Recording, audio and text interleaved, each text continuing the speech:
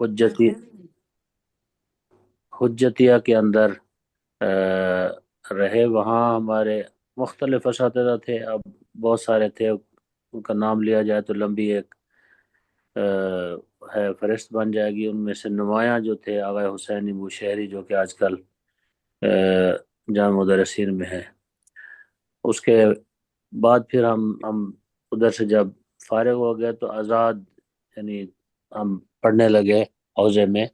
تو اس میں پھر ہمارے استادوں میں جو نمایاں شخصیات تھے، آیت اللہ وجدانی فخر تھے، آیت اللہ اعتمادی تھے، آیت اللہ تہرانی تھے، مصفی تہرانی جن کے پاس ہم نے پڑھا، ہادوی تہرانی ابھی بھی موجود ہیں، اور اسی طرح آیت اللہ اسد اللہ بیات ہمارے اساتذہ میں شامل ہیں، اور کچھ ایسے بزرگان جن کے پاس ہم نے تفسیر کا درس پڑھا، آغا خاتمی جو کہ امام جمعہ ہیں، یہ درس تفسیر دیتے تھے ہفتے میں ایک دو دن، ان کے پاس ہم جاتے تھے۔ اسی طرح پھر بعد میں ہم آیت اللہ جوادی عاملی کی تفسیر میں جانے لگے، درس تفسیر میں، اور پھر جب آگے ہم گئے درس خارج شروع کیا تو اس میں ہمارے جو نمایاں اساتذہ تھے، آیت اللہ فاضل لنکرانی رحمۃ اللہ علیہ، آغا نوری حمدانی، آیت اللہ نوری حمدانی، اور اسی طرح آیت اللہ جعفر سبحانی اور آیت اللہ ناصر مکارم شیرازی، یہ ہمارے اساتذہ میں سے تھے یہاں جن کے پاس ہم نے پڑھا۔ اور بھی اساتذہ تھے جن کے پاس درس اخلاق آغا محسن کراتی تشریف لاتے تھے وہاں جب تبلیغات کی۔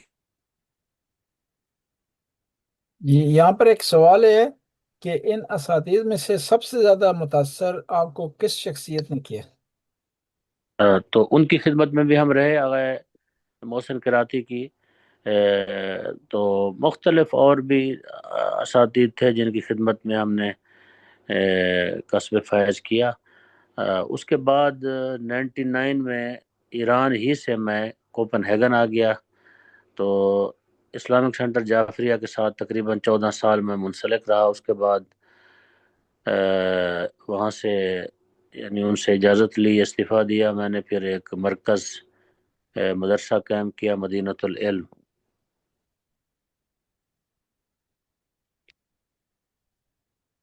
تو اس میں پھر ہم نے جعفریہ سینٹر سے ہی ہم نے حوزوی دروس طلباء کے لیے ہم نے شروع کر دیے تھے۔ تو اسی دوران جب جعفریہ سینٹر میں تھے تو جس طرح قبلہ حضرت علامہ شمشاد رضوی صاحب اور قبلہ ذاکر صاحب نے ابھی فرمایا ہے، پھر یہ علماء کونسل کی بنیاد جو ہے رکھی گئی۔ اس کی ابتدائی میٹنگ سٹاک ہوم میں ہوئی تھی، جس میں ہم 4 لوگ تھے، یہ دونوں بزرگ تھے، اور ایک عزیزہ مولانا ساجد علی شرعی بھی وہاں اس میٹنگ کے اندر موجود تھے۔ تو اس کے بعد اس کی باقاعدہ جو ہے تنظیم کی باقاعدہ جو ہے رونمائی اور سمجھ لیں اعلان ہوا، وہ میلان کے اندر اس کا ہوا۔ اور اسی دوران پھر ایک تنظیم ہے جو امامیہ اسلامی کونسل ہے، تو وہ کسی زمانے میں علامہ ظفر عباس، ملک ظفر عباس صاحب اس کے مسئول ہوتے تھے، پھر مولانا امیر حسن نقوی صاحب نے کہا کہ اب آپ لوگ اس کو دیکھیں، تو اس کی مسئولیت بھی میرے پاس رہی، اور ان بزرگان کے پاس بھی، قبلہ ذاکر صاحب اور قبلہ رضوی صاحب، ان کے پاس بھی رہی ہے۔ تو اس کے علاوہ پھر ہم نے یورپ کے اندر اٹلی میں کارپی کے اندر ایک مدینۃ العلم کی بنیاد رکھی، الحمدللہ اس کو جگہ خریدا۔ پھر حال ہی میں ہم نے یعنی عید مباہلہ پہ میلان کے اندر ایک جگہ خریدی، وہاں اس کی الحمدللہ ابھی وہ کام کر رہا ہے ادارہ، اور انشاءاللہ ابھی بہت جلد آپ لوگوں کو دعوت دیں گے۔ تقریباً سب مراحل طے ہو گئے ہیں۔ آسٹریا کے اندر بھی ایک مرکز ہم خرید رہے ہیں۔ تو یہ مراکز خریدے گئے، اور پھر حوزوی طلباء جو ہم نے بچوں کو تیار کیا، ان میں سے جو کچھ نمایاں لوگ ہیں، مولانا محمد علی نجفی جو کہ کینیڈا میں ہوتے ہیں، اور مولانا عباس امینی جو اس وقت حوزے میں وہاں کفایہ پڑھ رہے ہیں قوم کے اندر۔ تو کچھ اور بھی ہیں نوجوان جو بہرحال درمیان میں انہوں نے پڑھا اور پھر توڑ کے وہ چلے گئے. اور اس کے علاوہ مولانا زندہ حسین صاحب پہلے تو وہ کراچی میں پڑھتے رہے امام حسین فاؤنڈیشن میں، پھر یہاں آ گئے تھے تو پھر ایک مدت ہمارے پاس بھی وہاں رہے کوپن ہیگن کے اندر.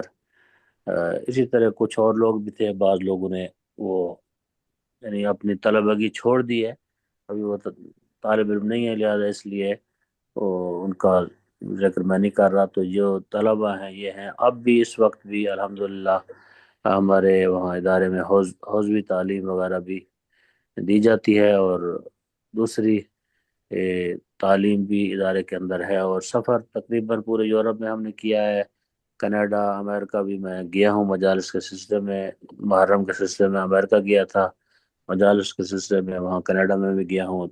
اس طرح دبئی وغیرہ بھی ایک سفر کیا ہم نے تبلیغی، وہاں بھی گئے ہیں. اور اس وقت میں دونوں جگہوں پہ کام کر رہا ہوں، یورپ کے اندر بھی ڈنمارک میں، اور پاکستان کے اندر بھی یہاں میری کچھ ذمہ داریاں چھوٹی موٹی یہاں پاکستان کے اندر بھی میرے پاس ہیں. جی، بہت بہت شکریہ آپ کا. اب ہم علامہ سید شمشاد رضوی صاحب کی طرف آتے ہیں. آپ نے تبلیغی حوالے سے کئی ممالک کا سفر کیا، ایران کے اندر بھی، پاکستان بھی آپ گئے، انڈیا میں بھی شہروں میں آپ نے تبلیغ کی. یورپی ممالک میں کون کون سے ممالک کا، بلکہ مغربی ممالک میں کون کون سے ممالک کا سفر کیا آپ نے تبلیغ کے حوالے سے؟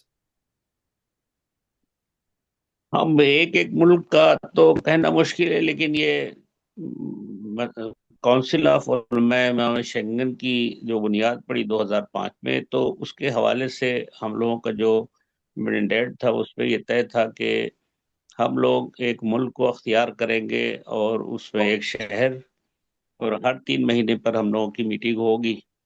تو جمعے کی شام ہم لوگ پہنچ جاتے تھے، اور ہفتے کے دن جو ہے میٹنگ ہوتی تھی.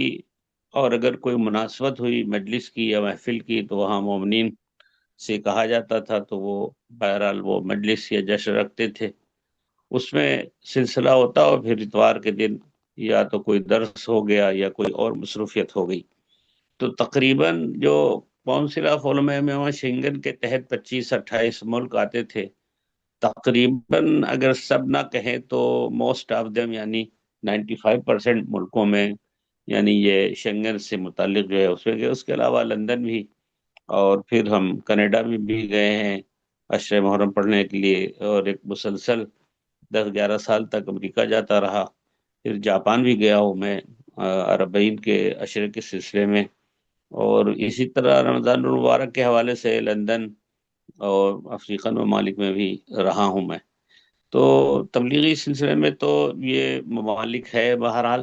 اس کے علاوہ عشر محرم کے سلسلے میں بھی انہی ملکوں میں، مثلاً فرانس میں پیرس میں عشر محرم پڑھا، تقریباً ڈنمارک میں 3 بار، یا ہو سکتا ہے اس سے زیادہ. میں نے عشر محرم جو یورپ میں کہہ سکتا ہوں کہ سب سے زیادہ میں نے 3 یا 4 بار عشرہ ڈنمارک میں پڑھا ہے. سویڈن میں کئی بار عشر محرم پڑھا ہے. اور اس کے علاوہ ناروے میں تو کئی سال، کئی مرتبہ، جب تک انجمن حسینی میں رہا میں 2 سال پڑھا ہوں، اور آخری دنوں میں 3 سال پہلے پڑھ چکا ہوں. اور اب مسجد توحید بننے کے بعد اس میں تو کئی بار پڑھ چکا ہوں. تو اس طرح گزارش یہ ہے یہاں ایک کہ سوال یہ ہے کہ آپ تبلیغی حوالے سے سفر کرتے رہے ہیں، اور خود ناروے میں بھی آپ نے کئی جو ہے وہ تبلیغی حوالے سے کام کیے ہیں. تو یہاں پر ناروے میں جو تبلیغی حوالے سے آپ کو مشکلات رہی ہیں، چیلنجز رہے ہیں، وہ کون کون سے تھے، اور کون کون سی سختیاں جن سے آپ نے عبور کیا ہے، ان کے بارے میں تھوڑی تفصیلات بتا سکتے ہیں؟ انجمن حسینی میں جب آیا ہوں تو 2 مہینے کے لیے ہمارے پاس ویزا تھا، اور محرم کا عشرہ پڑھنے کے بعد اور درمیان میں مجالس پڑھتا رہا، لیکن میں نے کام شروع کر دیا، یعنی نماز جماعت و جمعہ و مدرسہ. یوں آپ کہہ سکتے ہیں کہ پہلا ریزیڈنس عالم دین میں تھا. تو ساری چیزیں بند حقیق نے شروع کیا.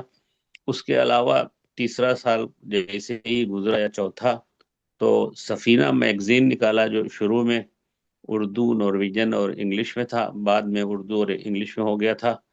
تو سب سے پہلی مشکل جو تھی وہ جگہ کی تھی، یعنی جہاں پہ پورے سال جو ہے وہ نماز جماعت جمعہ ہو، وہ بہت خستہ بلڈنگ تھی، پانی ٹپکتا تھا چھت سے، اور انہی حالات میں جا کر کے 2 سے 4 گھنٹے اس میں بیٹھتا تھا، اور اس کے بعد پھر جو ہے شام کے مومنین آتے تھے 5 بجے کے بعد سے، تو وہاں جماعت ہوتی تھی۔ اگر جاڑے کا زمانہ ہوتا اور دن چھوٹا ہوتا تو پھر مغرب کی نماز جماعت ہوتی، اور اگر گرمی کا زمانہ ہوتا، دن بڑا ہوتا، تو نماز ظہر عصر، کیونکہ لوگ کام سے 5 بجے کے بعد آتے، تو ہم نے یہ ایک وقت 6:30 کا معین کر دیا تھا کہ پورے سال 6:30 کا وقت رہے۔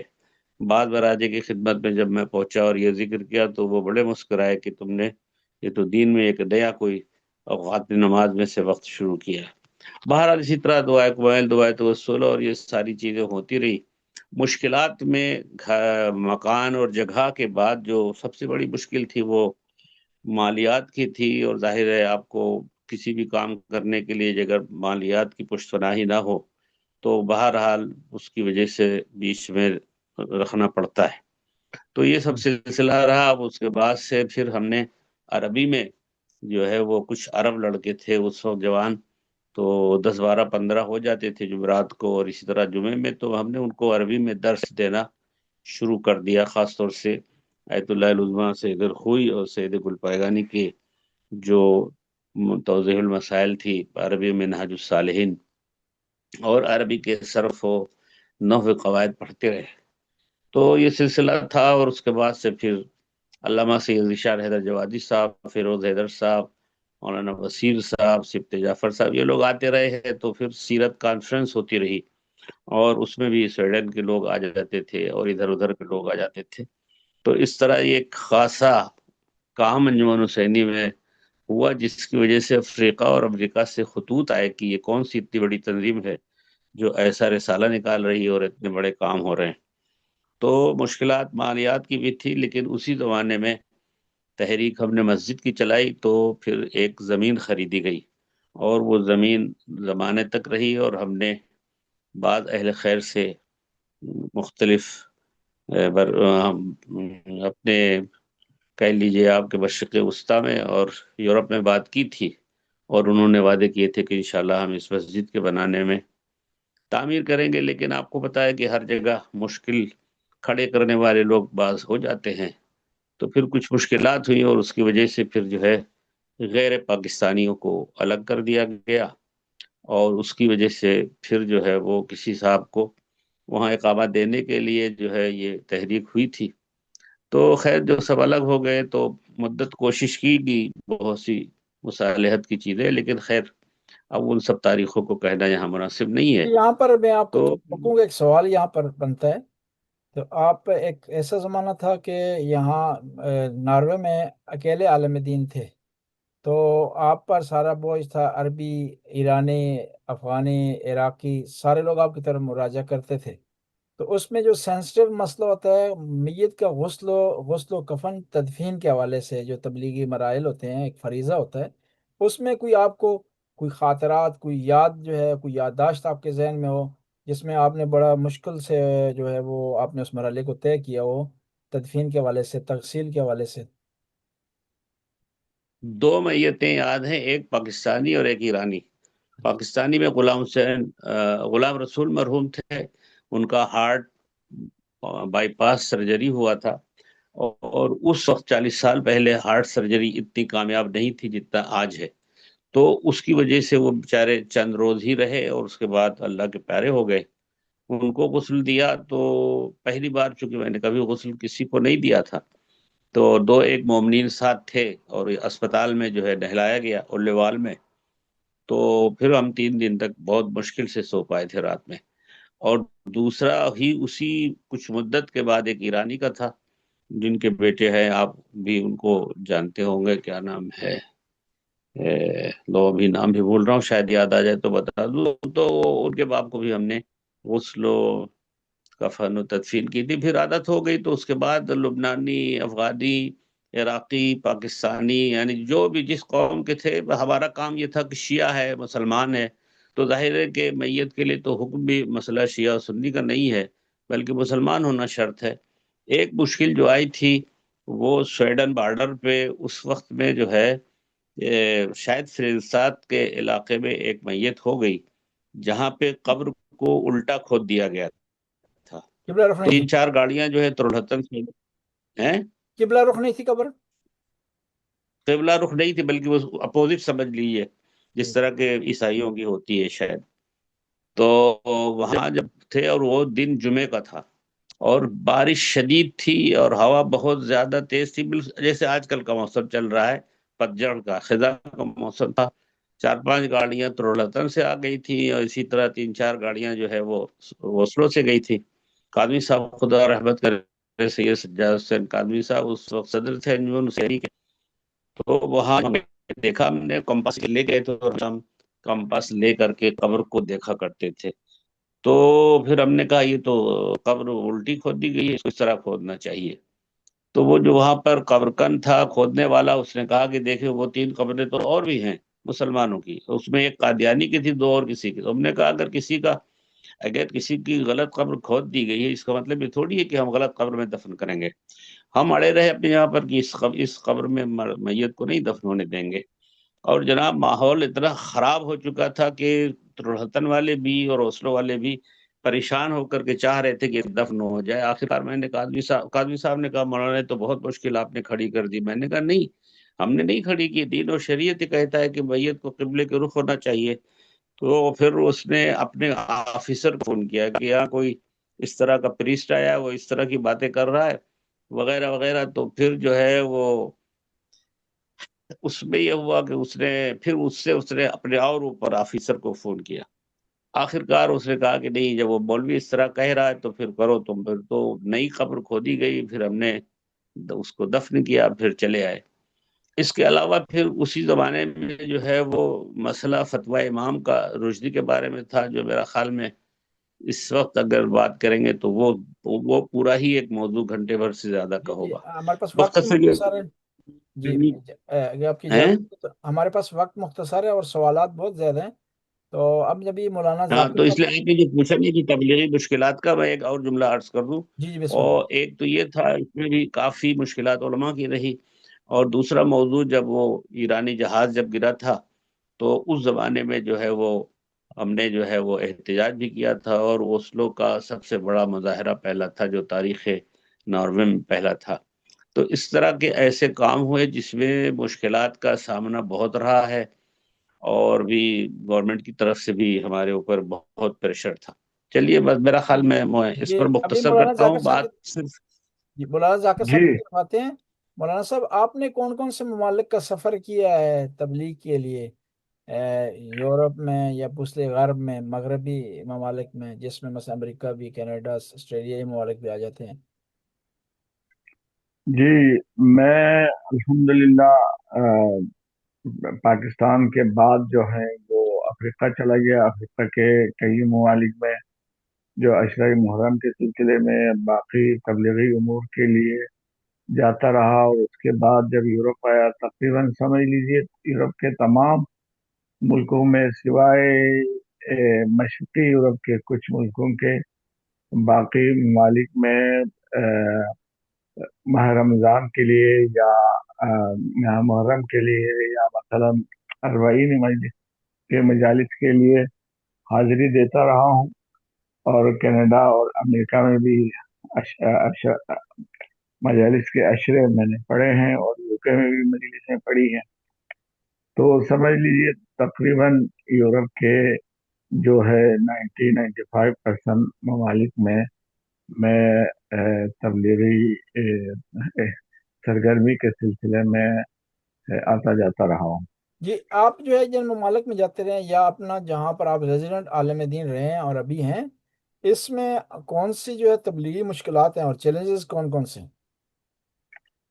دیکھیے، تبلیغی مشکلات جو ہے شروع میں تو بہت سارے تھیں.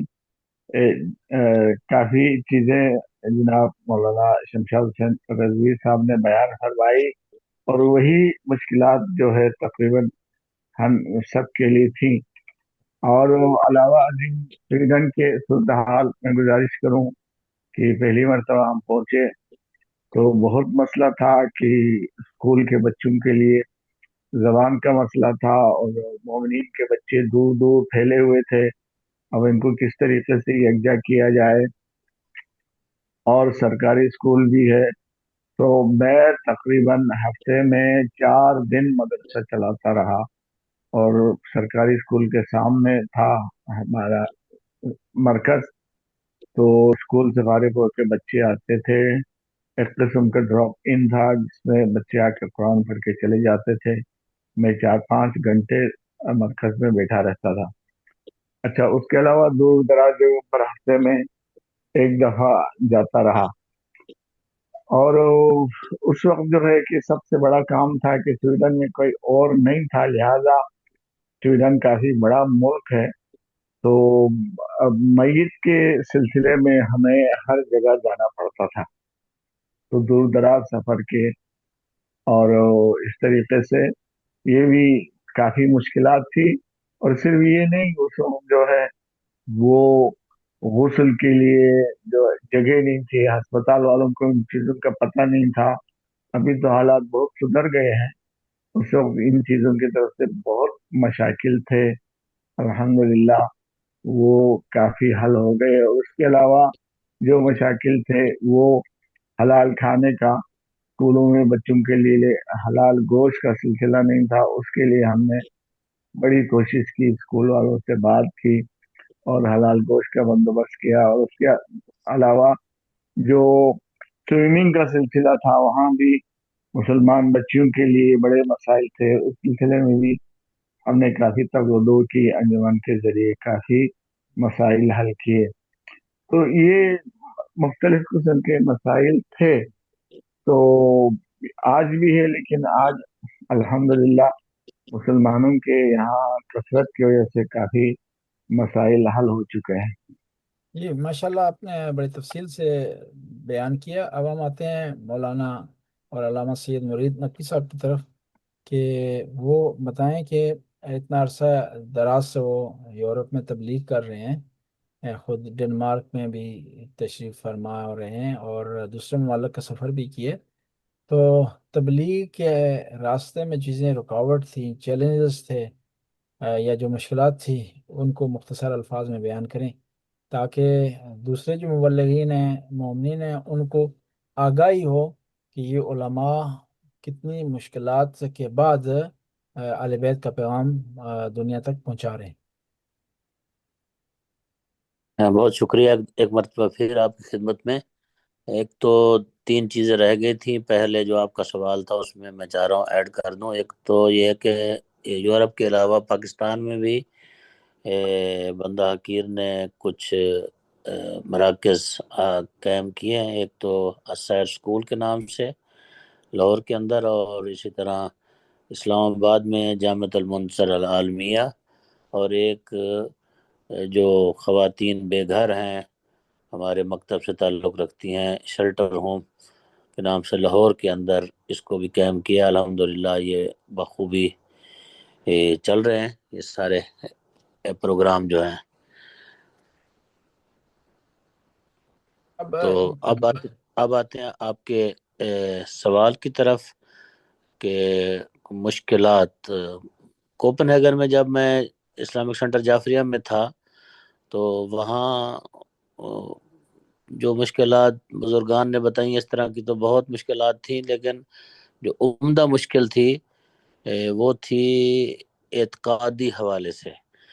کچھ نوجوان، میں تو یہی کہوں گا کہ وہ نافہم تھے اور ہیں بھی بعض نوجوان، تو ان کے ذہنوں میں کچھ لوگوں نے کچھ ایسی باتیں بٹھا دی تھی کہ ائمہ معصومین علیہ السلام نازل ہوتے ہیں، وہ ان کی ولادت نہیں ہوتی، اس طرح کی اور باتیں بھی، غلو والی اور سجدہ کرنے، یہ والی چیزیں بہت وہاں اسلامک سینٹر جعفریہ میں جب تھا میں، تو الحمدللہ بزرگان کے تعاون، مشورہ اور بعض خود مراجع کی خدمت میں بھی میں نے عرض کیا، ان سے بھی رہنمائی لی، تو اس میں ہم نے بڑی حکمت سے کام بھی کیا، اور ان لوگوں کا جہاں تک ہم اصلاح کر سکتے تھے کوشش کی اصلاح کرنے کی۔ بہرحال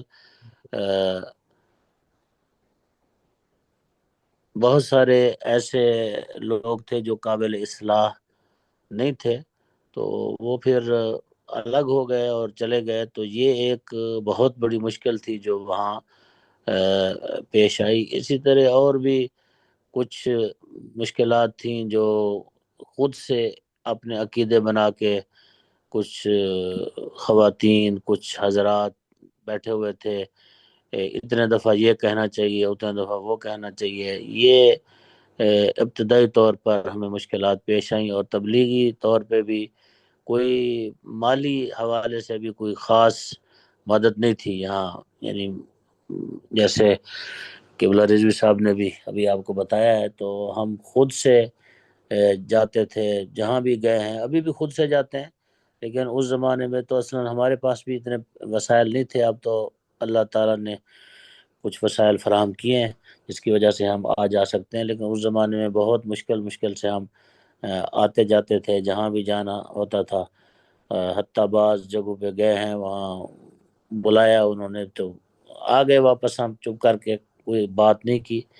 تو الحمدللہ اس کے نتائج مثبت ہوئے ہیں بہت زیادہ. جہاں منفی باتیں ہیں وہاں مثبت باتیں بھی ہمیں کچھ بتانی چاہیے. آپ کو مثبت نتائج ہوئے ہیں.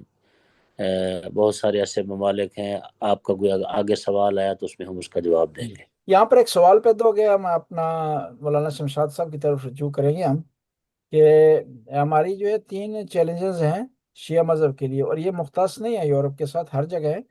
ایک ہمارا جو ہے وہ جو ہے من گڑت دینداری، اور دوسرا ہمارے جوانوں کا بے دین ہونا، یہ مشکل ہے. تیسری جو ہے ہمارا بیرونی جو مخالف دشمن ہے، جو ہمارے رقبا ہیں، مختلف سطح پر تکفیری ہیں یا دوسرے بعض حضرات ہیں.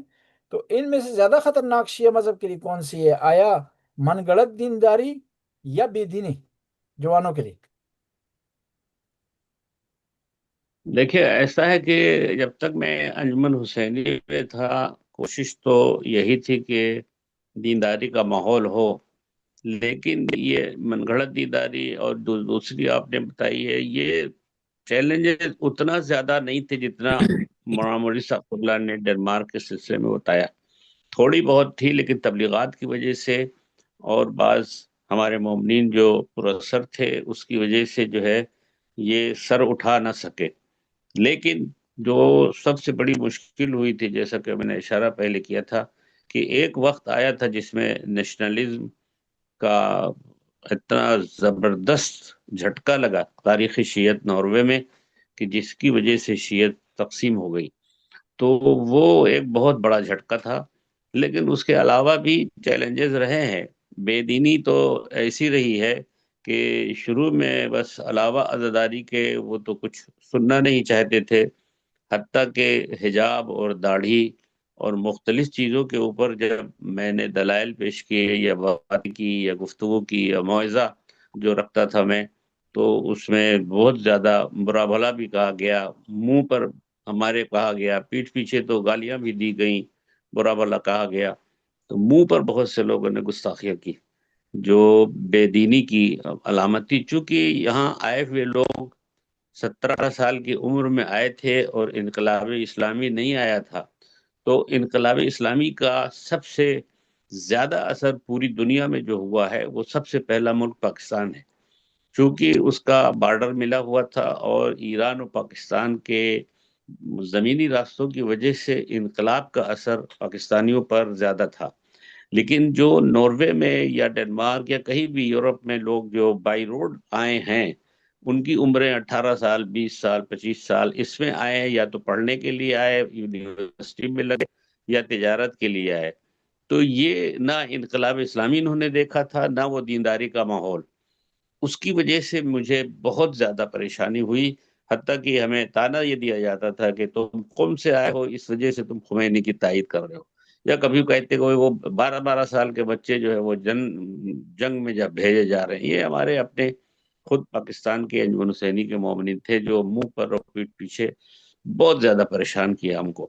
لیکن خیر یہ سب چیزیں ہم برداشت کرتے رہے، اور جو درس کا موعظے کا جو سلسلہ تھا اس کی وجہ سے مثبت بات رہی ہے کہ مومنین نے بڑا ساتھ دیا، اور اس کے بعد سفینہ میگزین کی وجہ سے کافی انجمن حسینی کو پورے ناروے میں چھا گئی، یعنی تمام برادران اہل سنت اور دوسرے جو فقہ کے لوگ تھے ان کے پاس نہ ایسا کوئی میگزین تھا، نہ ایسی کوئی یعنی کوئی کتاب ایسی کوئی نکال سکے جو اس پر ان لوگوں پہ اثر، گرچہ ان کی تعداد زیادہ تھی لیکن اس کی وجہ سے جو فعالیت آخری دنوں کی انجمن حسینی تھی، اور پھر ہم لوگ جو ہے دوسرے جگہوں سے منتقل ہوتے ہوئے جو آخری جگہ پر جہاں سے بندے حقیر نے چھوڑا ہے وہاں جب پہنچے ہیں تو بہت اہم جو ہے تبلیغاتی سلسلہ تھا، جس کی وجہ سے کامیابی جو ہے ہوتی رہی اور مسجد کی زمین خریدنے میں کامیاب ہوئے، اور اسی طرح سلسلہ آگے بڑھتا رہا۔ اس کے بعد پھر جب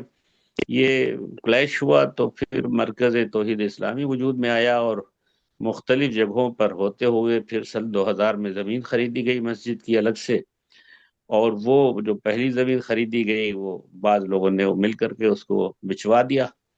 تو پھر یہ مسجد کی زمین خریدنے کے بعد 15 سال ہمیں پیسہ جمع کرنے میں لگے، اور 2011 میں مسجد توحید کے مسجد کے تعمیر سلسلہ شروع ہوا، اور 2013 میں اور ہم نے اس کا افتتاح کیا۔ تو آپ سب لوگ مومنین اور سارے لوگ آئے ہوئے تھے، ڈنمارک سے، سویڈن سے، حتیٰ کہ لندن سے۔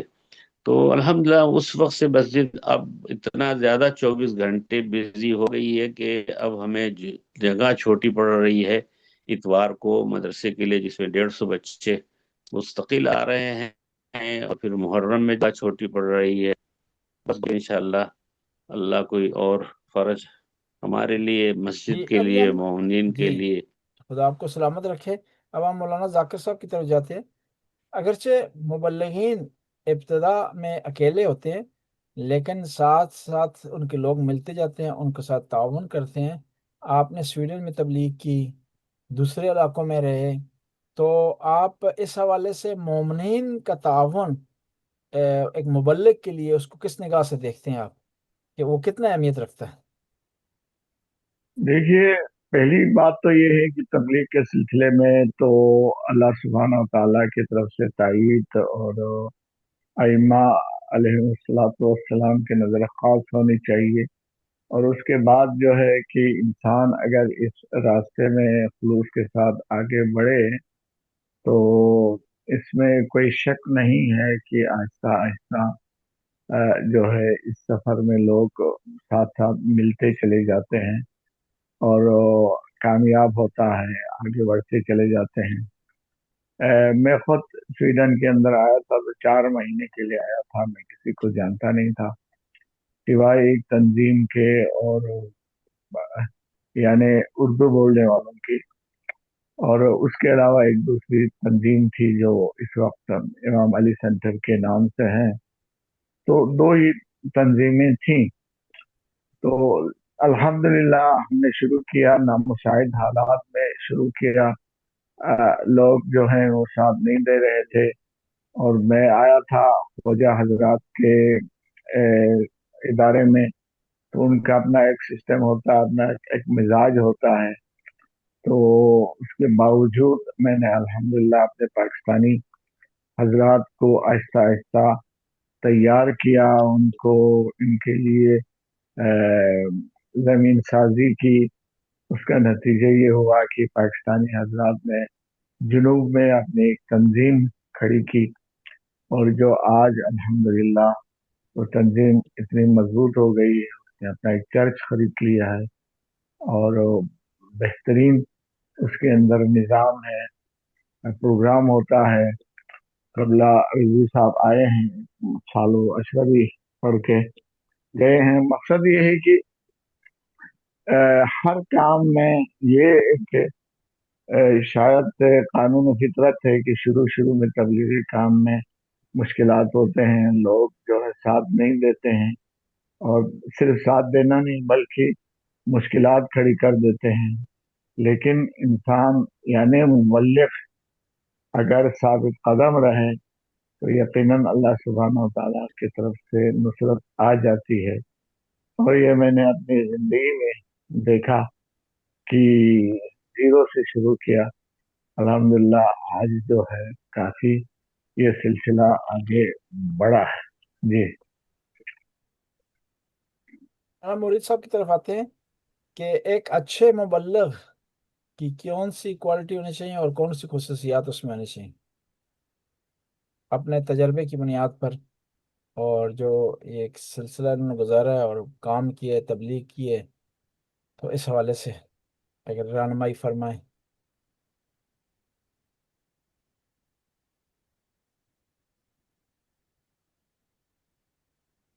مولانا وہ مورید صاحب، آپ کی سوال پورا سن نہیں پایا میں۔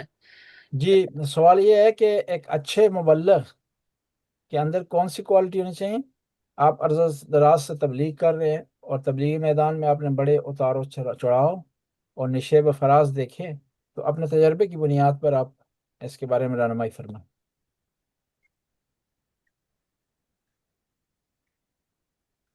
ہاں، ایک اچھا مبلغ سب سے پہلے تو اس کے اندر صبر ہونا چاہیے، حوصلہ مندی ہونی چاہیے اس کے اندر، اگر وہ چاہتا ہے کہ تبلیغ کرے، کیونکہ مختلف اذہان کے لوگ آپ کو ملتے ہیں۔ آپ یہ نہیں کہہ سکتے کہ جہاں جائیں گے تو وہ سب آپ کی بات کو سنیں گے اور سن کے فوراً آپ کے حامی ہو جائیں گے۔ تو اگر کوئی آپ کے ساتھ کوئی بات کرے، کوئی پوچھے آپ سے، تو فوراً آپ ان کے ساتھ اس طرح آپ کا انداز نہ ہو گفتگو کا جس سے وہ پھر جو وہ ہدف لے کے آئے تھے وہ کامیاب ہو جائیں۔ تو آپ کے اندر حوصلہ ہونا چاہیے، صبر ہونا چاہیے، اس کے ساتھ ساتھ جو ہے علمی زیور جو ہے اس سے بھی آپ آراستہ ہوں۔ اس میں مین اہم ترین چیز جو میرا ذاتی تجربہ ہے، میں نے دیکھا ہے، جہاں آپ تاریخ اور سیرت کا مطالعہ کرتے ہیں، قرآن کے ساتھ آپ کو زیادہ انس ہونا چاہیے، اور قرآن سے اگر آپ کسی کو بتائیں گے تو جتنا بھی خراب انسان ہو، ملحد قسم کا بھی ہو، تو وہ اتنا جلدی آپ کو زیر نہیں کر سکتا، لیکن باقی چیزوں میں شاید وہ آپ کو ادھر ادھر کی باتیں کر کے، جیسے ہمارے معاشرے کے اندر نئی نئی باتیں، نئی نئی چیزیں داخل ہو گئی ہیں، تو وہ پھر اپنی تاریخ شروع کر دیتے ہیں بیان کرنی۔ تو یہ چیزیں ہونی چاہیے انسان کے اندر، اگر یہ چیزیں ہوں تو کامیابی کے ساتھ تبلیغ کر سکتا ہے۔ اور اس کے تجربات دونوں بزرگان شاہد ہیں کہ اٹلی وہ ایک ایسا ملک ہے جہاں اصلاً یعنی اس طرح کا کوئی سین نہیں تھا کونسل کے بننے سے پہلے۔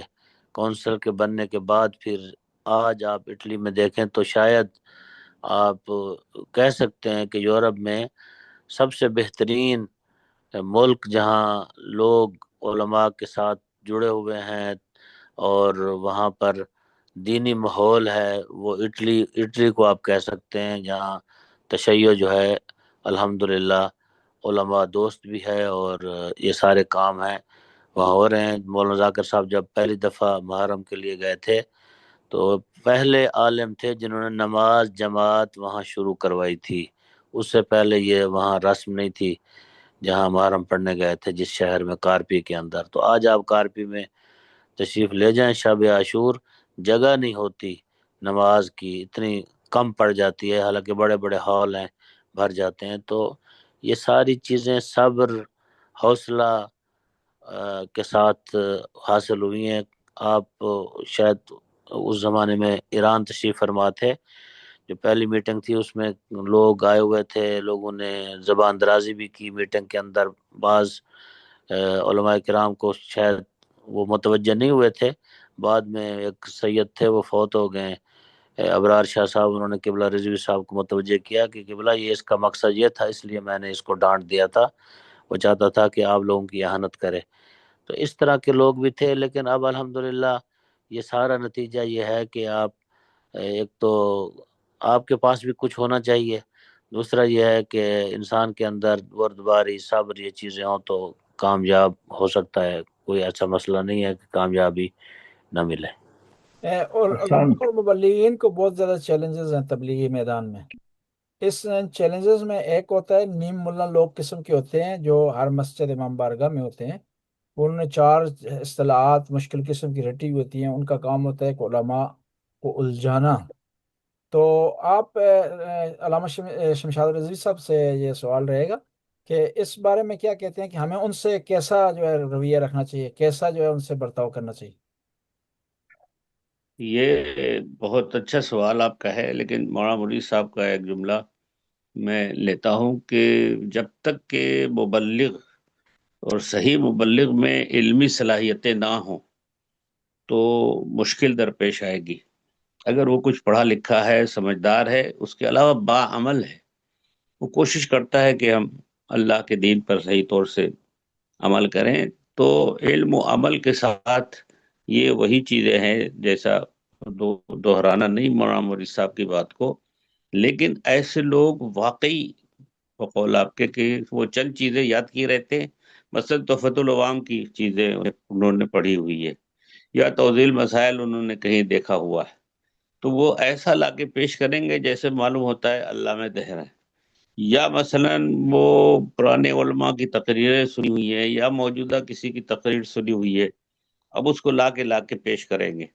لیکن الحمدللہ اس 10 سال کے اندر میں کہہ سکتا ہوں کہ مسجد توحید بنا رہے اوسلو، میں ناروے کے علاوہ بات نہیں کروں گا، جو میری اپنی بات ہے کہ اوسلو میں مسجد توحید کے بننے کے بعد ماحول بہت زیادہ فرق ہوا ہے، بہت زیادہ فرق ہوا ہے، چونکہ اس وقت ہم نے یہ کہہ دیا تھا کہ جب 27-28 سال ہو گئے توحید اسلامک سینٹر کے بنے ہوئے، ہم نے کہہ دیا تھا کہ بھئی اتوار کا دن آپ لوگ وقف کر دیجئے دین کے لیے، اور 12 بجے سے لے کے 5 بجے تک نہ آپ کو کہیں جانا ہے، نہ آپ کے گھر کوئی آئے گا، آپ لوگ سب کے سب آئیں، زنوں بچے سے آئیں۔ تو بچے آتے تھے مدرسے کے لیے، خواتین کا پہلا درس شروع ہوا، اور اس کی وجہ سے پھر مرد بھی شریک ہونے لگے، چنانچہ یہ درس اتنا کامیاب رہا کہ الحمدللہ اس میں تفسیر اور اخلاق اور فقہ اور معرف اسلامی جو بیان کیے جاتے رہے، تو اس کی وجہ سے فرق ہوا۔ لیکن یہ جو آپ فرما رہے ہیں،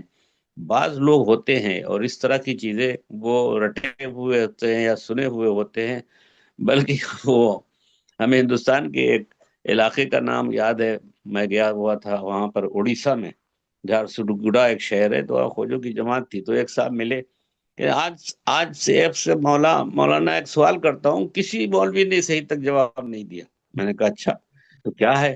انہوں نے سوال کیا، وہ ہم نے جواب دیا۔ تو مقصد یہ کہنے کا کہ اس طرح کے لوگ ہوتے ہیں کہ وہ مولوی کو زیر کرنے کے لیے کوئی نہ کوئی سوال رکھتے ہیں۔ اب جو میں نے انجمن حسینی میں داڑھی کے بارے میں کہا، اچھا قرآن میں کہاں ہے داڑھی؟ قرآن میں کہاں ہے داڑھی؟ وہ حجاب یوں ہے، حجاب دل کا ہوتا ہے، آنکھوں کا ہوتا ہے، وغیرہ وغیرہ۔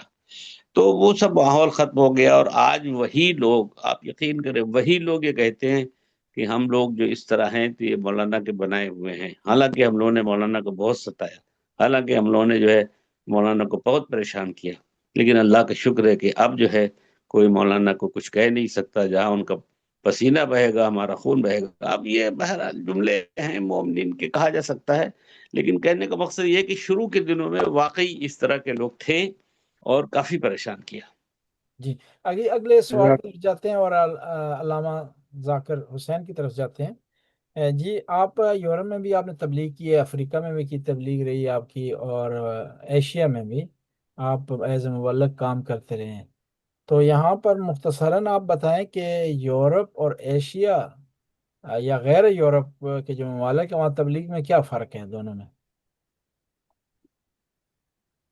دیکھیے، ایشیا کے تبلیغ کے جو صورتحال ہے ہم سب واقف ہے۔ وہاں پر تو چٹکلے بازی اور اسٹیج پہ جا کے جو ہے وہ جو اداکاری کرتے ہیں، اور کسی کا کوئی ان کو روک تھام کا کوئی ذریعہ نہیں ہے، جس کے منہ میں جو آ جائے اس طریقے سے بندہ کہہ جاتا ہے، اور جو انسان جو ہے وہ کہتا ہے اس کے لیے سننے والے ایشیا میں مل جاتے ہیں۔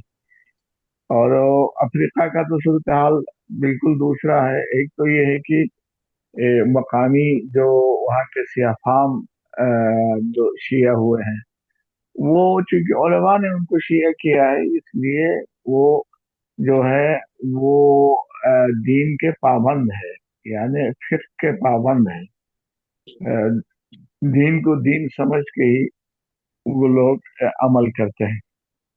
اچھا، باقی یورپ کے صورتحال تو یہی ہے کہ یہاں دو چیزیں، ایک تو یہ ہے کہ وہی جو ہمارے اپنے علاقوں سے آئے ہوئے وہ لوگ اپنے کلچر کو اور اپنے جو ہے رسم و رواج کو لے کے آئے ہیں، اس لیے تبلیغ میں وہ زیادہ تر پسند کرتے ہیں فضائل کو، نعرہ ہے اور اس طریقے سے شعر و شاعری ہے، سینہ زنی ہے، ان چیزوں کو زیادہ پسند کرتے ہیں. لیکن عام طور پر جو ہے یہاں یورپ میں جو سنجیدہ لوگ ہیں، خصوصاً نوجوان ہیں، وہ یہ چاہتے ہیں کہ بھئی آپ ہمیں کچھ دیں، یعنی علم دے دیں. آپ ہمیں یہ بتائیں کہ مذہب جو ہے وہ اس کا مقصد کیا ہے، مذہب ہمیں کیا سکھاتا ہے. اور ضروری بات یہ ہے کہ نوجوان خصوصاً وہ یہ چاہتے ہیں کہ اس سے مذہب سے ہمیں کیا فائدہ ہوگا، کہ ہماری زندگی کس طریقے سے سدھرے گی. وہ اس چیز کے اوپر زیادہ وہ فوکس کرتے ہیں. تو اس لیے کہ یہاں اگر آپ کو یہاں پڑھے لکھے طبقے میں اگر تبلیغ کرنا ہو تو ضروری ہے کہ انسان ایک تو مطالعہ کرے، اس کے بعد جو موجودہ جدید صورتحال ہے ان کے تقاضوں کو بھی کا بھی خیال رکھے، اور خود بھی جو ہے وہ آگاہ رہے نئی نئی چیزوں سے. تو میرے خیال میں یہی فرق جو ہے عام طور پر میں نے جو محسوس کیا وہ اسی طریقے سے ہے کہ انسان کو یہاں اگر دین کو آگے بڑھانا ہے، دین کو پھیلانا ہے، نوجوانوں کو اس طرح متوجہ کرنا ہے، تو ضروری ہے کہ انسان ایک تو خود تیاری کرے علمی طور پر، اور دوسرا اپنا کردار بھی صحیح رکھے. جی جی کیونکہ یہاں کے لوگ زیادہ تر ہمارے کردار کو دیکھتے ہیں، اور یہی تو ہمارے ائمہ نے کہا تھا کہ تم جو ہے کیا وہ حدیث ہے جس میں یہی ہے کونوا نا کہ کونوا دعاتا الى الناس بغیر السنتکم. السنتکم، ہاں. تو بغیر زبان کے، اس کا مطلب کیا ہے کہ انسان اپنے کریکٹر اور کردار کے ذریعے اس طریقے سے لوگ خود بخود اس طرح متوجہ، اور واقعاً میں نے دیکھا ہے یہاں پر جو ہے زبان سے زیادہ خاموشی سے انسان اپنے رویے اور کردار سے جو لوگوں کو جو پہلو دکھاتا ہے نا، اس سے متاثر ہو جاتا ہے، اور وہ دیرپا جو ہے تبلیغی سلسلہ ہمارے لیے کرامت ہو سکتا ہے. یہ مولانا تو شمشاد صاحب کی طرف آتے ہیں، سوال ہے ان کے پاس. میں صرف گزارش کرنا چاہ رہا ہوں ڈاکٹر صاحب، بات یہ ہے کہ کونسل آف علماء امامیہ شنگن کے بارے میں زیادہ گفتگو ہونی چاہیے. 1.25 گھنٹے ہو چکے ہیں، تو جی اس کے متعلق اگر میں ابھی یہ آ رہا ہوں اس تبلیغی میدان کا سلسلہ جو ہے جی تو اس کی طرف آئیے تو بہتر. جی اس کی طرف جی آ رہے ہیں ابھی اس کی طرف. یہ ایک سوال کر لیتے ہیں، اس کے بعد اس کی طرف آتے ہیں. جی آپ مولانا مرید صاحب کی طرف آ رہے ہیں. تبلیغی میدان میں اس وقت بہت زیادہ یہ ایک وسیع میدان ہے، چاہے میڈیا کے حوالے سے دیکھا جائے، social media, electronic media, print media. دنیا میں اس وقت کروڑوں اربوں خربوں کی اطلاعات تبلیغی حوالے سے رد و بدل ہو رہی ہیں. اتنا وسیع میدان ہو گیا. تو اس میں ہم جو ہے شیعان علی بھی کوشش کرتے ہیں کہ اہل بیت کا پیغام لوگوں تک پہنچائیں، دوسرے بھی ہمارے جو رقبا ہیں وہ بھی کوشش کر رہے ہیں. ہم صرف 2-3 مثالوں کے ذریعے سوال کو آگے بڑھاتے ہیں کہ اس وقت شیعہ کے رقبا ہیں تبلیغی میدان میں، اہل سنت ہیں، اور اس کے علاوہ عیسائی برادری ہے. تو شیعہ عیسائی برادری کے مقابلے میں اور اہل سنت کے مقابلے میں کتنے کامیاب ہے تبلیغی حوالے سے، چاہے وہ اپنی جوانوں کی تربیت کے حوالے سے ہو، چاہے وہ دوسروں تک مذہب کا پیغام پہنچانا ہو.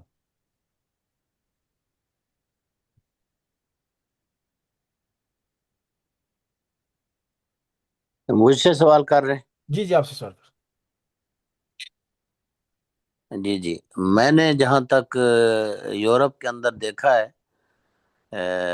ہمارے جو اہل تشیع حضرات ہیں وہ اہل سنت سے ابھی پیچھے ہیں اس کام میں، کیونکہ ان کا یعنی تبلیغی حوالے سے اگر آپ اس کو تبلیغ سمجھیں، جس طرح قبلہ ذاکر صاحب نے فرمایا ہے کہ جو ہمارے مثلا یعنی جو ہم پروگرام کرتے ہیں ہمارے مراکز میں ہوتے ہیں، اس میں تبلیغ کم ہوتی ہے، لوگوں کی خواہشات کو زیادہ مد نظر لوگ رکھتے ہیں، تو لہذا اہل سنت اس سے آگے ہیں ہم سے ان کاموں میں، تبلیغ کاموں میں، تعلیمی کاموں میں، کیونکہ ایک تو وہ پرانے ہیں ہم سے زیادہ، پہلے کے لوگ ہیں یہاں، ان کے علماء بہت پرانے یہاں رہ رہے ہیں، دوسرا یہ ہے کہ وہ کثرت سے بھی ہیں اور ان کے پاس شاید وسائل بھی ہم سے زیادہ ہوں۔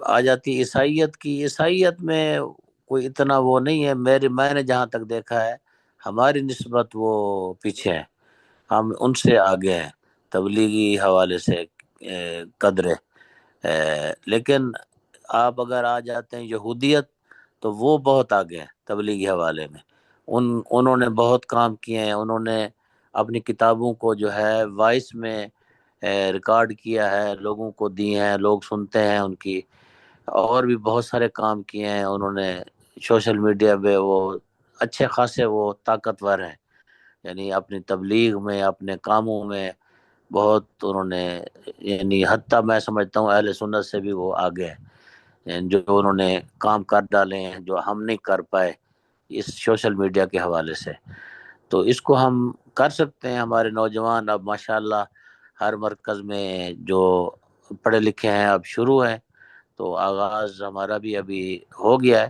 انشاءاللہ آگے جا کے دیکھیں کیا ہوتا ہے۔ تو ایک بات میں یہاں قبلہ رضوی صاحب نے جو باتیں کی ہیں میں چاہتا ہوں اس کو تھوڑی سی بات کروں، پھر آپ اور سوال آپ کا ہے تو آپ کر سکتے ہیں۔ تبلیغی حوالے سے ایک کام جو ہے ہم نے شروع کیا تھا، قبلہ رضوی صاحب کو بھی دعوت دی تھی ایک دفعہ، قبلہ ذاکر صاحب کو بھی، تقریباً 3 سال ہم نے اس کو چلایا، اس کے بعد پھر کرونا کی وجہ سے پھر ہم نے اس کو سٹاپ کیا، پھر سٹاپ ہوا ہے۔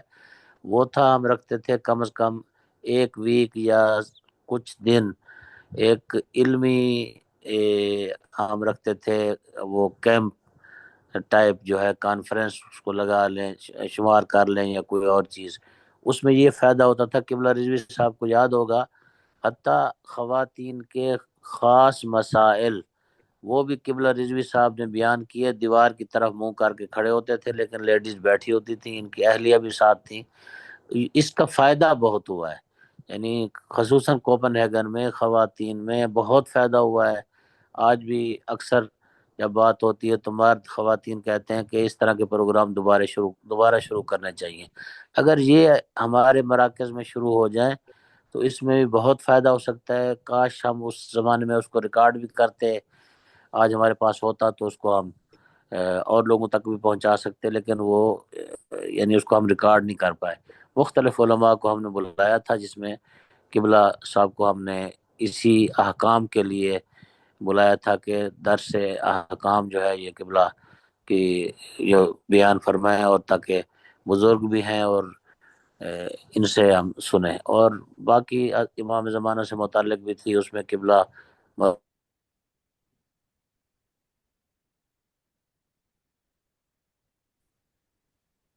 یہ بات کٹ کی ہے ان کی آواز نہیں آ دعوت رہی؟ دی ان کو۔ جی جی جی جی، ابھی پھر دوبارہ آواز ہے۔ قبلہ مرحوم قاضی صاحب کو بھی ہم نے دعوت دی، امریکہ سے بھی ایک مولانا صاحب کو ہم نے بلایا، مولانا علی رضا رضوی صاحب، قبلہ ذاکر صاحب، مولانا جعفر نجم صاحب، اور بھی مختلف علماء کو ہم وہاں مدعو کرتے رہے، تو یہ بھی ایک اچھا کام ہے۔ اگر یہ مستقبل میں اگر علماء کونسل کے یعنی اس سے شروع ہو جائے یا امامیہ کونسل کے، تو یہ ایک بہت بڑا کام ہے، اگر ہم اس کو دوبارہ شروع کریں باقی جگہوں پہ بھی تو یہ اچھی چیز ہے۔ جی، اب ہم اب کونسل کے متعلق سوال جواب کا سلسلہ جو ہے شروع کرتے ہیں۔ پہلے جنرل تبلیغ سے متعلق تھا، اب باتیں ہیں علامہ سید شمشاد رضوی صاحب کی طرف۔ جی، آپ فرمائیں کہ یہ آپ کی جو کونسل ہے، اس کا تو پہلے پورا نام آپ بتائیے گا، پھر اس کونسل کی عام شیعہ عوام کے لیے اس کا کیا فائدہ ہے اور کون سی خدمات ہیں؟ جی، اصل میں بند حقیر نے، مولانا ذاکر صاحب اور مولانا مرید صاحب، ہم تینوں نے ایک وقت میں فون پہ رابطہ کر کے یہ سوچا کہ انگلینڈ میں وہاں پر جو علماء کی کونسل ہے وہ بڑی فعال ہے، اور انگلینڈ میں وہ لوگ ہر جگہ، ہر شہر اور صوبہ صوبہ جاتے ہیں۔ تو ہم تینوں نے آپس میں بات چیت کی، اور اس کو 2-3 ہفتے بعد آگے بڑھتی رہی۔ اس کے بعد جو پہلی نشست ہماری ہوئی تو وہاں پر ہم تینوں آئے، اور مولانا شریف صاحب کو شاید مرید صاحب نے بلا لیا، یا کسی طرح ان کو اطلاع ملی، وہ آ گئے۔ لیکن اصل محرک کار ہم ہی تینوں تھے، اور اس کے بعد سے یہی سوچا گیا کہ یہ ہم لوگ جو ہیں شنگن میں، یعنی اس وقت جو پیمان شنگن کہا جاتا ہے، جیسا کہ آپ نے بتایا اور ہم سب جانتے ہیں، کہ وہ ایک معاہدہ ہے کہ کئی ملکوں کا ویزا اور ملکوں کا اور اسی طرح سکہ اور یہ ساری چیزیں ایک ہوں۔ تو اسی میں ہم لوگوں نے طے کیا کہ انگلینڈ کے علاوہ یورپ میں جتنے ممالک ہیں اور جہاں تک شیعہ آباد ہیں، تو اس میں ہم لوگ جائیں اور وہاں ہم لوگ تبلیغات کریں۔ یہ ہم لوگوں کا مشترکہ سلسلہ۔ اور پھر ہوتے ہوتے جب ہم لوگ سویڈن میں بیٹھے تو وہاں اس وقت میں جناب حجت الاسلام آغائے واعظی تھے، اور انہوں نے اس کام میں گویا تشویق بھی دلائی، اور پھر آپس میں ہم لوگ آگے بڑھتے رہے۔ مولانا مقبول صاحب جو محسن اسکینڈینیویا، بلکہ یورپ، یعنی یورپ میں شاید 2 پہلے عالم تھے، ایک مولانا اجتہادی خانہ سے سید حسن صاحب تھے، اور دوسرے مولانا اپنے مقبول صاحب تھے، جہاں تک ہم نے سنا ہے اور ہمیں معلومات ہے۔ تو مولانا مقبول صاحب کہتے ہیں کہ بھئی ہمیں تو ڈر لگتا تھا کہ ہم مر جائیں گے تو کیا ہوگا جب ہم جنازے کے لیے جو ہے ناروے، سویڈن، ڈنمارک میں جاتے ہیں۔ سارا نکاح، مجلس، جتنے بھی پروگرام شیعوں کے ہوتے تھے وہ مولانا مقبول صاحب قبلہ انجام دیتے تھے۔ تو خیر ہم تینوں نے طے کیا، اور اس کے بعد مولانا مرید صاحب نے یہ تحریک چلائی، وہ بڑھتے بڑھتے وہ میلان کے ایک مومن، تو انہوں نے جو ہے وہ میزبانی کی، اور پھر ہم لوگ وہاں سب پہنچے، جتنے بھی مولوی اس وقت دستیاب ہو سکتے تھے، 15-16 لوگ تھے۔ نہیں، ایک بار اس سے پہلے ہم لوگ ہالینڈ میں بیٹھے ہیں، مولانا سید جو ہے وہ احمد رضا رضا حسینی۔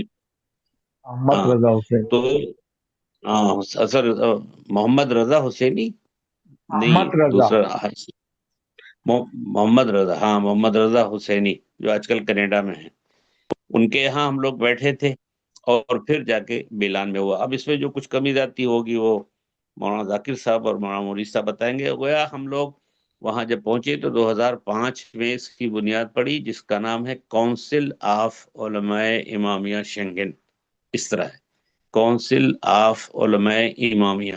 وہ بحث ہوتی رہی نام کے اوپر بھی۔ تو پھر وہاں پر مولانا مقبول صاحب ہم سب کے سینئر اور بزرگ تھے، انہوں نے مولانا مرید صاحب کو صدر قرار دیا، بند حقیر کو سیکریٹری، اور مولانا ذاکر صاحب کو خزانچی۔ تو مسودہ لکھنے کی بات آئی، اور مسودہ جو ہے پہلا مسودہ بند حقیر نے دستور العمل کا تحریر کیا، اس میں کمی زیادتی کی بھی جو ہے وہ دوسرے میٹنگ میں اس کو ٹھیک ٹھاک کیا گیا، اور پھر وہ دستور العمل بن گیا۔ اب اس کے بعد سے میرا خیال نہیں ہے کہ اس پر نظر ثانی کی گئی، جب اب ہم بیٹھے تو اس پر نظر ثانی کریں اور اس کو بڑھائیں، یہ ٹھیک کریں۔ تو انشاءاللہ جو ہم لوگوں کا 20 سالہ پروگرام ڈنمارک میں ہونے والا ہے 29-30 نومبر کو، اس میں کئی ایک موضوعات ہوں گے جس میں یہ دستور العمل کو بھی نظر ثانی کیا جائے، اور شاید مولانا ذاکر صاحب بتائیں گے وہاں پر صدارت کا بھی انتخاب کا مسئلہ ہوگا، اور اس کے علاوہ جشن منائیں گے۔ تو ساری تیاریاں مولانا مرید صاحب پر ہیں، اور انشاءاللہ وہ انجام دیں گے اور دے رہے ہیں۔ اور مولانا عابد بہشتی صاحب کافی اس میں سرگرم ہے، انہوں نے کسی حد تک شاید میٹر بھی میگزین کا تیار کر لیا ہے، اور یہی انٹرویو اور کچھ چیزوں کا انتظار ہے جی یہ سوال یہ تھا اب اور آگے۔ جی سوال یہ تھا کہ یہ آپ کی جو کونسل ہے، یہ عام شیعہ عوام کے لیے اس کا کیا فائدہ ہے، اور وہ کس طرح اس کی خدمات سے مستفید ہو سکتی ہے، اس کے لیے آپ کی کیا خدمات؟ دیکھیے ہم لوگوں نے یہ طے کیا تھا کہ جس بھی شہر میں ملک میں جائیں گے وہاں لوگوں کو کہیں گے کہ بھئی ہم کو آپ لوگ کوئی بھی، یعنی آپ کو زحمت نہیں ہوگی، ہم لوگوں کو بس ایئرپورٹ سے ایئرپورٹ اور 2 دن یا 3 دن کا جو ہے مہمان رکھیے، ہم لوگ خود سے آئیں گے۔ اور اس کی وجہ سے پھر مومنین کو کافی سہولت اور آسانی ہوئی کہ یہ خرچہ ان کے اوپر نہیں بڑھا، لیکن مومنین نے بڑے ہی خندہ پیشانی سے اس کا استقبال کیا۔ چنانچہ وہ جمعے کے دن شام سے لے کر کے اور منڈے کی صبح یا دوپہر تک ہم لوگوں کو اپنا مہمان رکھتے اور پذیرائی کرتے اور بالکل بسر و چشم رہتے۔ لیکن وہاں جانے کے بعد جو جشن ہو یا محفل ہو یا وہاں درس اخلاق کا سلسلہ ہو یا درس فقہ کا ہو، بندے حقیر نے کئی بار یہ رکھا وہاں مختلف جگہوں پر، تو اس سے مومنین کو بہت فائدہ ہوتا تھا، یعنی واقعی بہت فائدہ ہوتا تھا۔ لیکن کمی جو ہے وہ ہمارے ممبران کی تھی۔ ممبران کی یہ تھی کہ وہ کہیں بھی جاتے تھے تو کہیں بھی کونسل آف علماء امام شنگن کے بارے میں نہیں بتاتے تھے کہ اس طرح کی علماء کی کوئی شنگن کی کوئی جو ہے تنظیم ہے، کوئی کونسل ہے اور وہ ایسا ایکٹیو ہے۔ اگر یہ زیادہ تشہیر ہو جاتی تو میرا خیال ہے کہ جتنا اب تک جن جگہوں پر لوگ جانتے ہیں، ورنہ کئی جگہوں پر تو گئے تو ان کو بھائی آپ لوگ کیا کر رہے ہیں، کس طرح ہے، کیا کام کر رہے ہیں وغیرہ وغیرہ، تو چونکہ لوگوں کو بتایا نہیں گیا کہ یہ کونسل کا ایکٹیو ہے۔ اچھا، دوسری بات ڈاکٹر صاحب اور بھی ہے کہ مسئلہ ہر جگہ مالیات کا آتا ہے۔ اگر ہم لوگوں کے پاس مالیات کا سلسلہ ہوتا تو بہت کچھ کر سکتے تھے، لیکن اس کے باوجود بھی میگزین نکالا، چھوٹا میگزین، بڑا میگزین، اسی طرح جنتری، اسی طرح دینیات کی کتاب، اسی طرح اور بھی چھوٹی موٹی کتابیں، تو کونسل کی بنیاد پر تحریری کام بھی ہوا ہے اور تقریری بھی کام ہوا ہے اور مومنین نے استفادہ کیا ہے۔ باقی اب دو بزرگان سے آپ پوچھ جی، سکتے ہیں۔ اس سوال کے جواب کی تکملے کے لیے، اس کو تکمیل کرنے کے لیے ہم گزارش کرتے ہیں علامہ سید مرید حسین نقوی صاحب سے کہ وہ مختصر طور پر کونسل کی خدمات کو بیان کریں۔ محرم میں اس کی کیا خدمات، چاند دیکھنے کے حوالے سے، مبلغین فراہم کرنے کے حوالے سے، جو مبلغین تیار ہیں ان کو مختلف جگہ بھیجنے کے حوالے سے، مختصر طور پر۔ آواز نہیں آ رہی آپ کا، بند ہے مائک، مائک بند ہے آپ کا۔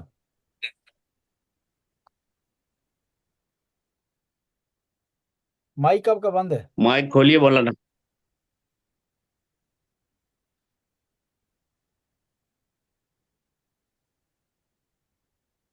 جی، اب آپ بات جی، کریں۔ ڈاکٹر صاحب مجھ سے سوال کر رہے ہیں؟ جی جی، آپ سوال کر رہے ہیں کہ آپ مختصر طور پر علامہ مجھ سے شفاعت پوچھ رہے ہیں؟ صاحب نے مفصل بیان کیا ہے، تو آپ مختصر طور پر کونسل کی خدمات شیعہ امام بارگاہوں کے لیے اور عوام کے لیے اور علماء کے لیے کیا ہے؟ علماء کے لیے تو ماشاءاللہ ایک تو اتفاق ان کو جمع کیا ہے علماء کو ہم نے، کونسل کے وجود کی وجہ سے آج علماء ہم اکٹھے ہیں اور ایک دوسرے کے ساتھ ہماری ملاقات، بیٹھنا، یہ بھی سب سے اہم ترین نقطہ ہے جو کونسل نے انجام دیا ہے۔ پہلے علماء پراکندہ تھے، کبھی ملتے بھی نہیں تھے ایک دوسرے کو، اب الحمدللہ ہم آپس میں ملتے ہیں اور کچھ ٹور بھی ہم نے کیے ہیں، جیسا کہ آپ بھی ساتھ تشریف فرما تھے۔ ایران ہم گئے تھے زیارات پہ، تو مراجع سے بھی ہم ان کی خدمت میں گئے، پھر عراق بھی ہم گئے ایک ٹور پہ جس میں آپ تشریف فرما نہیں تھے، البتہ میں تھا اس میں، تو وہاں ہم گئے۔ اسی طرح باقی ممالک کے اندر یو کے میں ہم مولانا ذاکر صاحب، میں اور قبلہ رضوی صاحب گئے۔ یہ اتحاد اور علماء کی تنظیم کی برکت تھی، وہاں ہم گئے۔ مختلف مراکز، علماء دفاتر میں گئے جہاں ہم نے ملاقاتیں کی، لوگوں سے ملے، اپنا بتایا، حتیٰ خواجہ جماعت کے ساتھ ہماری ایک نشست تھی، انہوں نے پھر ہمارا کھانا بھی کیا، وہاں ہم گئے۔ تو بہت ساری برکات ہیں علماء کے حوالے سے اس تنظیم کی اس وقت، اور پھر کسی عالم کو کوئی مشکل ہو، پرابلم ہو، اس کو بھی پھر علماء دیکھتے ہیں جس حد تک ہم دیکھ سکتے ہیں۔ اب کچھ بزرگان ہی ان کو میں کہوں گا، وہ بہت بزرگ ہو گئے، اس کونسل نے ہی تعارف کروایا ہے بہت سارے علماء کو۔ یورپ میں تو کوئی جانتا نہیں تھا سوائے اپنے ملک کے، جس ملک میں رہتے تھے۔ اس کونسل کی برکات تھیں جس کی وجہ سے ان کا تعارف ہوا، ہر جگہ پہ گئے اور لوگوں کے ساتھ تعارف ہوا، بعض کو ممبر ملا، بعض کو کچھ ملا، تو یہ کونسل کی برکات تھیں جس کے وجود سے یہ ملا۔ اب عوام کو کیا فائدہ ملا ہے؟ عوام کو بھی بہت سارے فوائد ملے، ان میں سے جیسے قبلہ نے فرمایا، کتاب ہم نے مرتب کی امامیہ، دنیات کے حوالے سے وہ پورے یورپ میں ہم نے دی، اور پھر ایک دفعہ ہم نے امتحان بھی لیا تھا پورے یورپ کے اندر سب کا، اور پھر ایسے ایسے ممالک جہاں بے دینی تھی، لوگوں کے اندر دینداری کم تھی، نماز کی طرف لوگ متوجہ نہیں تھے، اور بہت ساری چیزوں کی طرف متوجہ نہیں تھے، اعتقادی لحاظ سے ضعیف تھے، ان ممالک میں ہم گئے۔ ان میں سے جیسے میں نے ابھی اٹلی کا نام لیا تھا، اٹلی میں ہم گئے، اسی طرح فرانس، اسی طرح بیلجیم، ہالینڈ، اور یونان تک ہم گئے، یہ جو بالکل آخری نقطہ ہے وہاں ہم گئے ان کے پاس۔ اور پھر جب کوئی ایسا مومن دنیا سے چلا جاتا ہے جو وہاں اس علاقے کی اس کی خدمات وغیرہ ہوتی ہیں، تو وہاں بھی ہم جاتے رہے، اپنے ٹکٹ لگا کے گئے ہیں ان کے پاس، تو ان کو حوصلہ ہوا اس سے۔ اور اہم ترین بات جو میں سمجھتا ہوں اس کونسل کی وجود کی وجہ سے عوام کو فائدہ پہنچا ہے، وہ کیا ہے کہ آج آپ دیکھتے ہیں کہ پورے یورپ میں جب محرم ہوتا ہے، اکثریت آپ کے کونسل کے علماء اور امامہ پوسٹ لوگ وہاں محرم پڑھتے ہیں، ورنہ پہلے یہ سلسلہ نہیں تھا، ادھر ادھر سے آ جاتے تھے۔ اب بھی تھوڑا تھوڑا لوگوں کے اندر اس طرح کی باتیں ہیں۔ ہم ذاکرین کے مخالف نہیں ہیں، اگر ذاکر صحیح ہو، صحیح روایت پڑھے، صحیح چیزیں بیان کرے، تو کوئی بندہ بھی ذاکرین کا مخالف نہیں ہے، لیکن ایسے جو لوگ آ جاتے ہیں اجتہاد اپنا شروع کر دیتے ہیں ساری چیزیں، اس کے فائدے ہوئے ہیں۔ میں ایک مثال دیتا ہوں، ایک ملک کا نام نہیں لیتا پھر وہ، کیونکہ وہ بندہ سامنے آ جائے گا۔ انہوں نے مجھے فون کیا، ایک صاحب کو انہوں نے اپنے امام بارگاہ میں پڑھایا، حالانکہ میں نے ان کو فون بھی نہیں کیا تھا کہ کیوں پڑھایا۔ انہوں نے کہا کہ بلا ہم نے نہیں پڑھایا، ایک مومن ہمیں، ہمارا ممبر ہے اس نے پڑھایا ہے، ہم آپ کو آگاہ کر رہے ہیں، ہم نے اس کو دعوت نہیں دی اس بندے کو پڑھنے کے لیے۔ یعنی یہ ایک فائدہ ہے، کم از کم وہ ہمیں، ہم یہ اللہ تعالیٰ کی سارا لطف ہے، ورنہ ہم کیا، ہم ایک طالب علم ہیں، وہ ہمیں بڑا سمجھتے ہیں، تو تب وہ ہم سے یہ باتیں شیئر کرتے ہیں کہ ہم نے نہیں کیا، ہم سے کسی نے کروا دیا، یہ کام ہوا ہے۔ تو اس طرح کے بہت سارے فوائد ہوئے ہیں، حتیٰ ایسی ایسی جگہوں پہ ہم لوگ گئے، مثلا برلن میں لڑائی ہو گئی تھی مومنین کے درمیان، قبلہ رضوی صاحب، ہم لوگ رات رات وہاں بیٹھے، ذاکر صاحب بھی تھے، بالآخر آج وہاں وہ لڑائی بھڑائی والی صورتحال نہیں، امام بارگاہ گو 3 بن گئے۔ یہ تو فطرت ہے، جہاں لوگ بڑھتے جاتے ہیں، وہ پھر کوئی صدر بننا چاہتا ہے، کوئی کچھ بننا چاہتا ہے، تو وہ بنتے رہتے ہیں، اس کو کوئی بندہ اس سے ناراض بھی نہ ہو۔ میں تو اس کو سمجھتا ہوں کوئی حرج بھی نہیں ہے اگر بن جائے،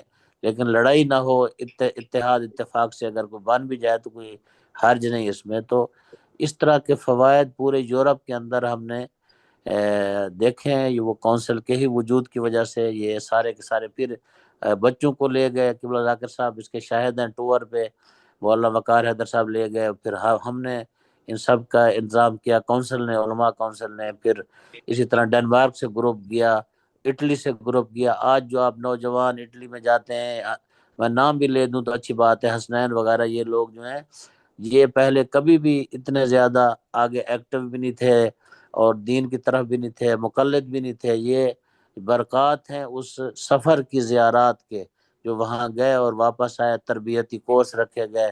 آج بھی وہ کہتے ہیں کہ قبلہ اس طرح کے پروگرام اور بھی ہونے چاہیے۔ یہ سارے کس نے کیے؟ کونسل نے کیے۔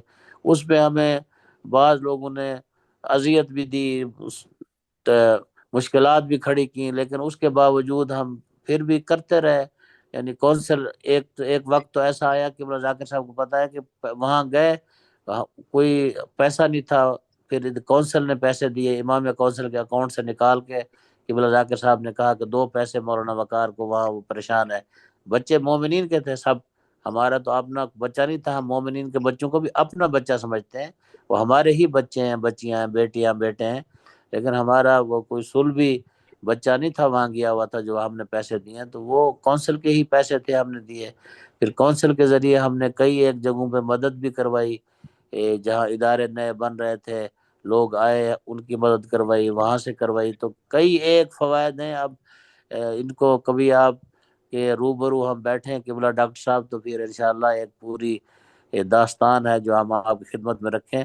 ہم چپ رہتے ہیں، یعنی بزرگان نہیں بیان کرتے، اس کا مطلب یہ نہیں ہے کہ کوئی فائدہ ہی نہیں ہوا۔ تو کئی ایک فوائد ہیں جو اس کونسل کے وجود سے لوگوں جی، کو اس کا فائدہ ہوا ہے۔ بات تھوڑا بے شک، جزاک جی اللہ، جزاک اللہ مولانا اب بہت اچھا. ہم مولانا ذاکر صاحب کی طرف جاتے ہیں. آپ کو کونسل کے حوالے سے عوام سے، شیعہ عوام سے کیا توقعات ہیں کہ وہ کس طرح کونسل کے ساتھ، آپ کی علماء کونسل کے ساتھ تعاون کر سکتے ہیں، اور ان کو کونسل کے حوالے سے کیا کام انجام دینے چاہیے؟ دیکھیے میرے خیال میں کونسل کو توقعات رکھنا بھی نہیں چاہیے، اور زیادہ توقعات ہے بھی نہیں، لیکن جو ہے یہ ایک دو طرفہ عمل ہے تبلیغ میں جو بھی ہے. ایک دوسرے کے تعاون کے علاوہ یہ چیز جو آگے پروان چڑھنے والے نہیں ہے. اسی لیے کہ ہم نے جو ہے وہ سلسلہ شروع کیا ہوا تھا کہ عوام، یہ اسلامی کونسل کی بات کر رہا ہوں، کہ ہر انجمن جو ہے کہ اپنا سالانہ ایک چندہ دے دیں، تاکہ ہمیں پتہ ہو کہ آپ کا کونسل کے ساتھ ایک تعلق ہے، اور اس سے کہ ہم بھی یہ توقع رکھتے ہیں کہ ہمیں کم سے کم یہ معلوم ہو کہ آپ کتنے سنجیدہ ہے کہ اس ادارے کے ساتھ. تو یہ جو ہے یہ چیزیں ہم عوام سے توقع رکھتے ہیں. اور دوسری بات یہ ہے کہ دیکھیے کونسل کا کام جو ہے تبلیغی امور ہے. تبلیغی امور میں مثلا ہم مبلغ بھیجتے ہیں، اور چاند کے سلسلے میں جو ہم اعلامیہ بھیجتے ہیں، تو کم سے کم لوگ جو ہیں کہ اس کو سیریس لیں. اکثر ایسا ہوتا ہے کہ اس کو اتنا سنجیدہ نہیں لیتے ہیں، سوائے محرم میں یا کچھ ایسے مواقع ہوتے ہیں جس میں اگر ان کو مبلغ کی ضرورت ہو، یا کہیں کو ادارہ بن رہا ہے، مرمت ہو رہی ہے، چندے کی ضرورت ہو، تو وہ لوگ متوجہ ہو جاتے ہیں کہ کونسل کی طرف، اور ہمارے پاس آتے ہیں کہ خط لے کے آتے ہیں.